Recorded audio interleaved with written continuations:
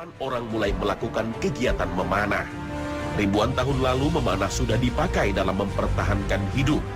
Berburu hewan untuk bertahan hidup lebih dari 100.000 tahun yang lalu, suku Neanderthal telah menggunakan busur dan panah. Ahli purbakala Mesir juga telah menemukan tubuh seorang prajurit Mesir kuno sekitar 2100 tahun sebelum Masehi yang meninggal karena ditembus anak panah. Dari tahun 1600 Masehi, busur dan panah merupakan senjata utama setiap negara untuk berperang. Sebagaimana suku yang ada di berbagai hutan, terutama di hulu sungai Amazon, suku Veda di pedalaman Sri Lanka, suku Dayak yang ada di Indonesia, dan berbagai suku lain di dunia. Islam sebagai agama yang syamil dan mutakamil atau lengkap dan sempurna sebenarnya telah menggunakan busur dan panah ketika berperang menghadapi musuh kaum kafir Quraisy.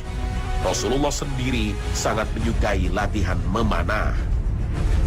Setiap hari Uqbah bin Amir al-Juhani keluar dan berlatih memanah.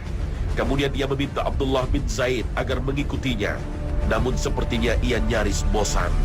Maka Uqbah berkata, "Maukah kamu aku kabarkan sebuah hadis yang aku dengar dari Rasulullah SAW?" Ia menjawab, "Mau." Uqbah berkata, "Saya telah mendengar beliau bersabda, sesungguhnya Allah Azza wa Jalla akan memasukkan 3 orang ke dalam surga lantaran 1 anak panah. Orang yang saat membuatnya mengharapkan kebaikan, orang yang menyiapkannya di jalan Allah, serta orang yang memanahkannya di jalan Allah."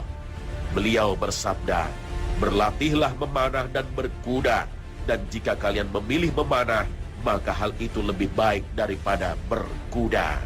Hadis riwayat Ahmad.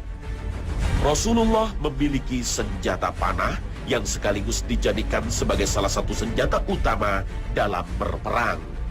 Sedikitnya Rasulullah memiliki 6 busur panah yang diberi nama Az-Zawra, Ar-Rauha, As-Sofra, Al-Bayda, dan Al-Kaltum. Busur dan panah yang dipunyai Rasulullah SAW ini ternyata pernah dipakai dalam perang Uhud, di mana ketika itu salah satu panah yang diberi nama Al-Kaltum rusak dan diambil oleh sahabat Qatadah bin An-Nu'man dan As-Saddad. Begitu strategisnya aktivitas memanah ini sampai Rasulullah memerintahkan umatnya untuk belajar memanah. Kamu harus belajar memanah, karena memanah itu termasuk sebaik-baik permainanmu. Hadis riwayat Imam Bazzar dan Imam Tabrani. Menurut para ulama bahwa memanah paling tidak akan mendapatkan sebuah keuntungan dari aspek jasmani, seperti perintah Allah Azza wa Jalla yang menyuruh umat manusia untuk memperhatikan aspek jasmaninya. Dan siapkanlah untuk menghadapi mereka kekuatan apa saja yang kamu sanggupi, dan dari kuda-kuda yang ditambat untuk berperang, yang dengan persiapan itu kamu menggentarkan musuh Allah, musuhmu, dan orang-orang selain mereka yang kamu tidak mengetahuinya, sedang Allah mengetahuinya.